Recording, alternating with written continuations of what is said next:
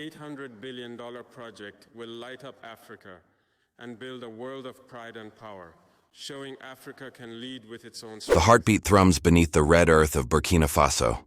Listen, not just a rhythm, but a rising roar. For generations, the night here was a thick, suffocating blanket, not peace, but prison. Children's dreams died with the last guttering candle flame. Mothers bent over pots in choking kerosene smoke, the acrid scent stealing breath as surely as it stole years.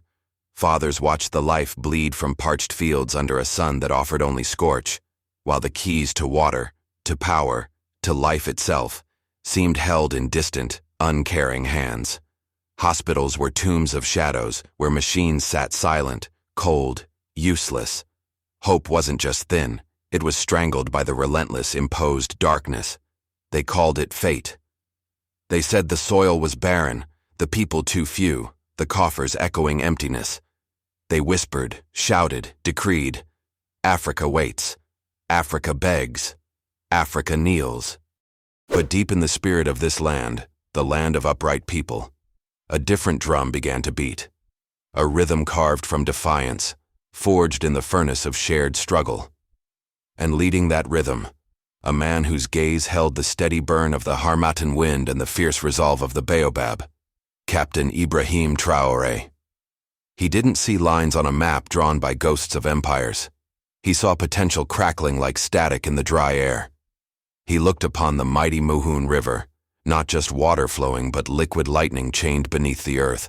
He saw not scarcity, but a sleeping giant of power, untapped, disrespected, waiting for the hand that dared to wake it.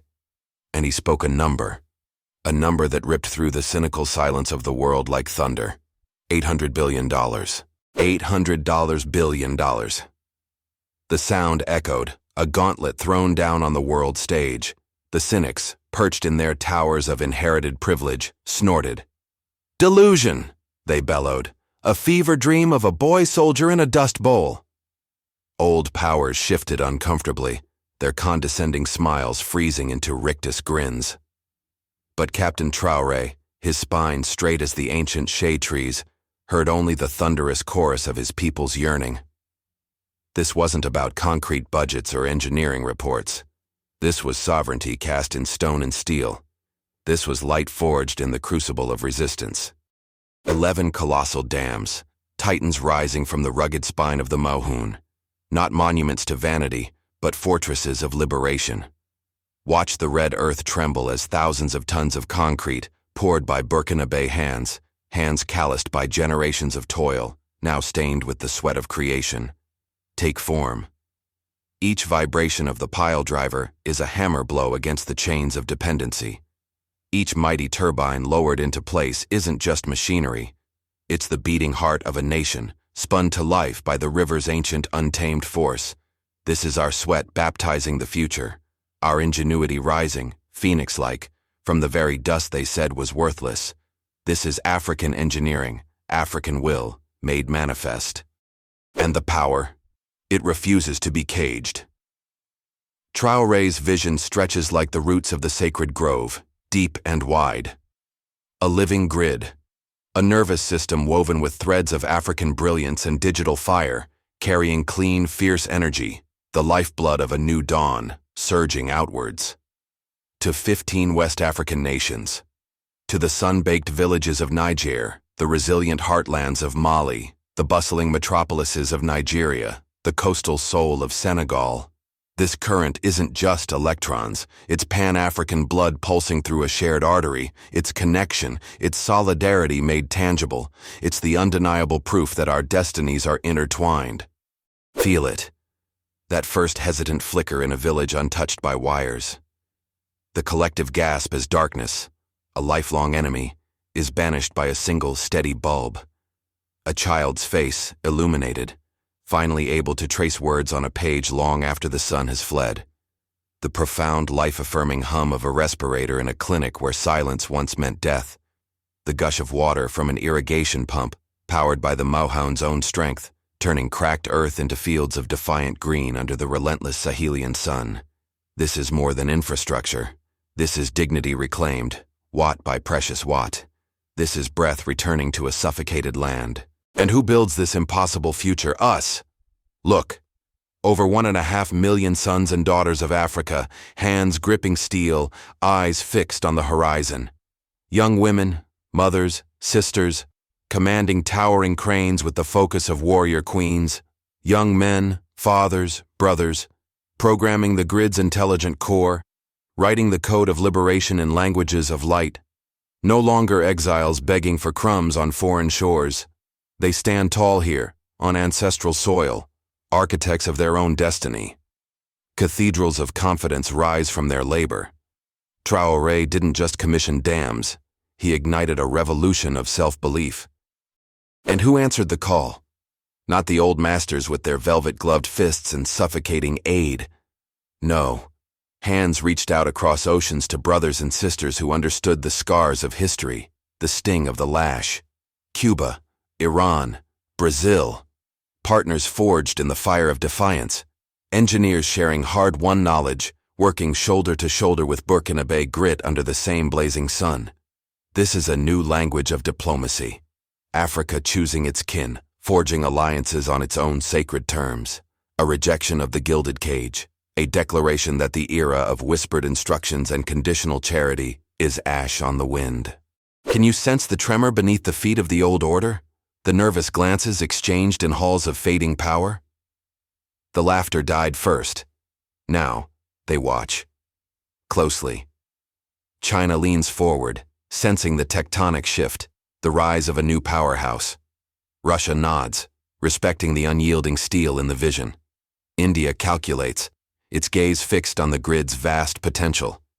Even Europe, tardy and flustered, feels the heat radiating from Africa's own, self-made sun. Traoré's dams hold back more than water. They hold back a flood of centuries-old condescension. This project is a geopolitical earthquake, its epicenter Ouagadougou, its tremors rattling the foundations of a complacent world. They jeered, impossible. We thunder, witness our resolve. This is the seed. The $800 billion seed planted deep in the hard, red earth of resistance. What blooms is a future unimaginable just years ago. A Burkina Faso transformed, radiating power. High-speed trains, serpents of African progress, stitching nations together across ancient trade routes. Green cities breathing under vast skies. Monuments to sustainable ingenuity born of necessity. Digital schools humming, where children command the future with keystrokes, their minds unchained. Vertical farms, towers of life, feeding millions from the heart of the Sahel. Factories, not sweatshops, humming with purpose, powered by the sacred flow of the Mouhoun. This is the legacy of fire. Captain Traoré is welding into reality. But hear this truth, carried on the current flowing from the dams, echoing across the motherland. This light burning bright in Burkina Faso isn't just Burkina Faso's light. It's a beacon, a signal fire blazing on the highest hill. It screams across rivers and mountains, through deserts and forests, to Niger, to Togo, to Sierra Leone, to every corner where darkness was imposed like a sentence. Look! See what hands like yours can build. If we can grasp the lightning, so can you. This is the unstoppable African Renaissance, not gifted, not borrowed, seized, by collective will, by unbreakable spirit, by the refusal to be anything less than the masters of our own destiny. The turbines spin, a relentless, powerful hum. The current flows, a river of light carving through the night. The grid thrums, alive with the vibrant energy of a continent wide awake. The darkness, it recoils. It doesn't retreat by their permission, but is blasted back by our sweat, by our genius, by our iron will, by the vision of a captain who looked upon his people and the land and saw not limitations, but the unconquered, magnificent soul of Africa itself. They told us to shrink, to whisper thanks for scraps, to know our place was in the shadows. Captain Ibrahim Traoré and the upright people of Burkina Faso answered with the roar of falling water and the crackle of pure energy, with light that banishes lies, with $800 billion worth of thunderous defiance. This is more than steel and concrete. This is irrefutable proof. Proof that Africa's story is no longer written in the ledgers of others, but etched by our own hands, ignited by our own minds, fueled by our indomitable, unstoppable hearts. The long night is ending. The dawn rising over the Sahel is ours. Let the light shine. Let the power surge. Let the world watch, humbled.